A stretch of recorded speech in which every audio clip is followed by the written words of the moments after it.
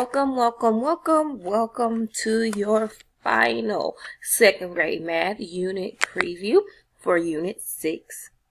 I hope that you all have had a wonderful and amazing school year and that you've learned a lot. Your scholars have grown even more. We are in our final unit, which means that summer break is almost here. But before we get to enjoy those luxuries, we will make sure that we end this out strong for our scholars. So if you're here for the second grade math unit preview, stay tuned. All right, jumping straight into it. This is Unit 6. It's all about financial literacy, multiplication, and division introduction. One of my favorite units. It's going to run from April 16th through May 21st. It's going to be about 6 weeks long. It's going to have 23 instructional days and 5 flex days. There are 9 TEKS covered. Only 1 of them is a readiness and 8 of them are supporting. In this unit, some stuff to be mindful about is that we are going to be, this is going to be the week right after STAR testing. MAP testing is more than likely going to come within this unit. So make sure that for those flex days, you kind of reserve those for when your scholars are taking that MAP test so that you don't lose any instructional time. So as for the contents of this unit, we're going to be solving those word problems with addition and subtraction. Make sure that you highly focus on two-step problems. That's where all scholars across the network are still struggling, K5.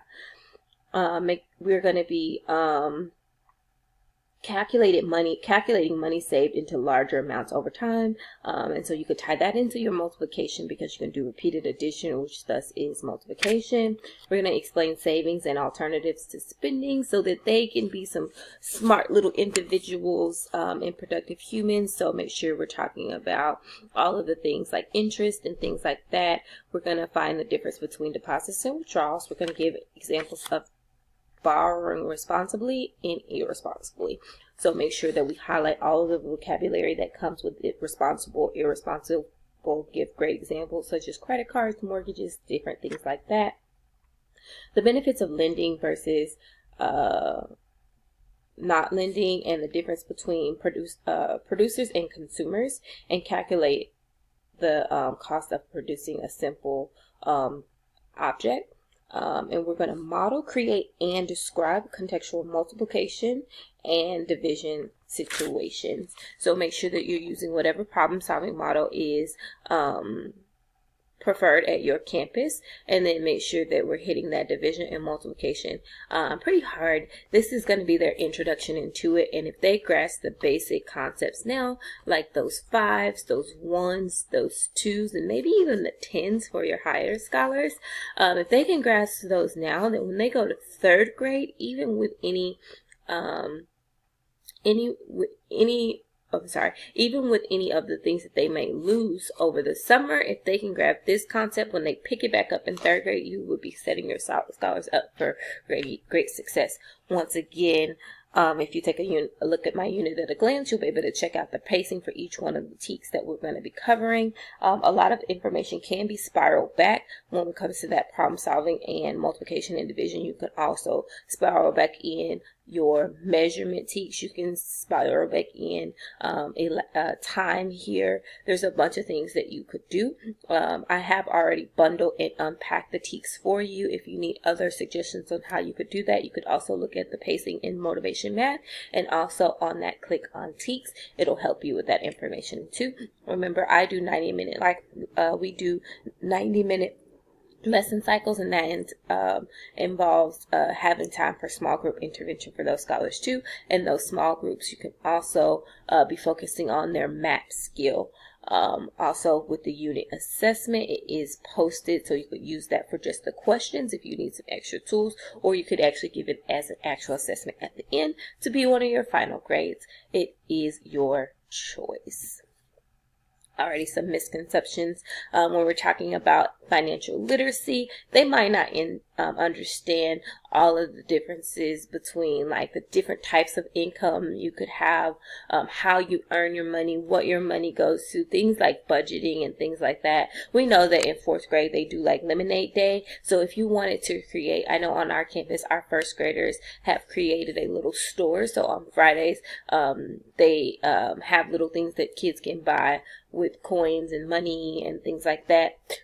Pencils and pictures that they've drawn. It's like the cutest little thing. So you can create like a monetary system in your classroom for the end of the year, and that could be a incentive to keep those scholars motivated and engaged and things like that. Make sure once again with the problem solving that they understand the conceptualize of the problem. So that's why we're going to model, create, and describe. Nowhere in there does it actually say solve. It says model, create, describe. Remember when we were working in the last collab day, we worked on the Kilgore method. So this is a perfect time for you to put that into use. You can go in and find what's the difference between model, what's the difference between create, and what does it mean to describe. It's very important that they are able to put these in written form. That was a focus of our vision of math throughout the network for this year. So we're going to make sure to keep that consistent all the way through this last unit, unit 6. And if they can make those connections between having the actual problem, having a decomposition of the problem, and then a pictorial model, then you make sure that they're all good to go. Vocabulary, once again, is going to be very important in these units.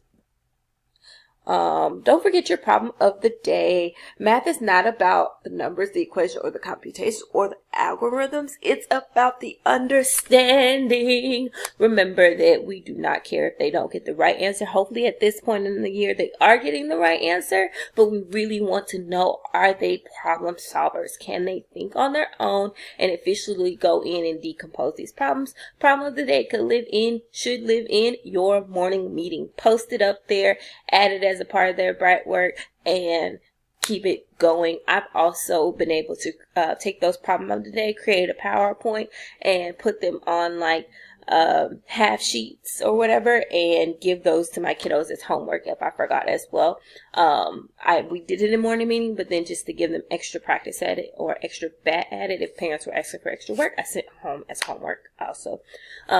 You could also use this as a smart start as the beginning of your math block.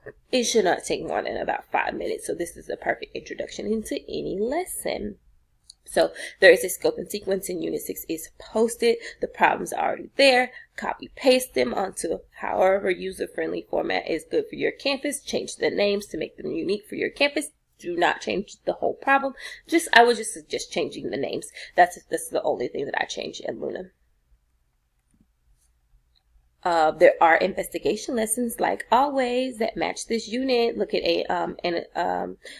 AML number 9 and AML number 10 in the Blackboard suite, and you will find that information.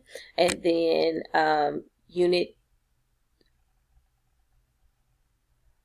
there's no test that will be assessed for this unit. It will be on, all the information here will be on MAP, and the MAP window opens from 419 to 518. So I'm pretty sure that somewhere in there, like I said, your kids are going to be taking MAP, so take in mind to use that. Okay, and go to Blackboard. All of the resources that you need are there on Blackboard, and if they are not there, don't suffer in silence. Reach out to me or reach out to anybody, and I will reach out to everybody in the network to see if we can find that for you, if it's not already available for you there. But that information is also posted. I really hope that you guys have enjoyed me as your 2nd grade CTL this year, and that you've learned lots, and that you enjoy these videos and everything that I have been able to produce for you this year. I wish you nothing but the best, and I hope that you have an enjoyable Unit 6 and a great summer. Goodbye, guys.